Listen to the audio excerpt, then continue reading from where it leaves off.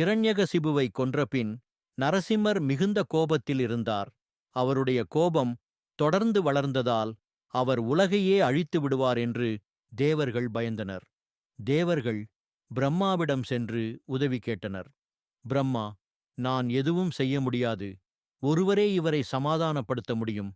அவர் சிவபெருமான் என்று கூறினார். அதனால் தேவர்கள் சிவனிடம் சென்றனர்.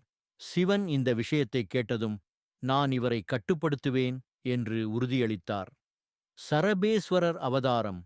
நரசிம்மரை சமாதானப்படுத்த சிவன் ஒரு மிக வலிமையான மற்றும் பயங்கரமான வடிவத்தை எடுத்தார்.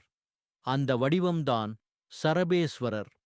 சரபேஸ்வரர் ஒரு பகுதி சிம்மம், சிங்கம், ஒரு பகுதி பறவை, கருடன் போல் மற்றும் மனித வடிவத்தின் இணைப்பு.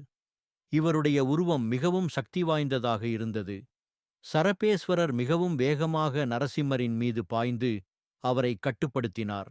சிவனின் சக்தியை எதிர்க்க முடியாமல் நரசிம்மர் மெதுவாக அமைதியாகி அவரது கோபம் அடங்கியது.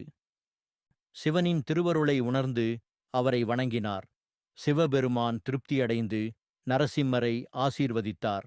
இவ்வாறு உலகம் மீண்டும் சமநிலையை அடைந்தது.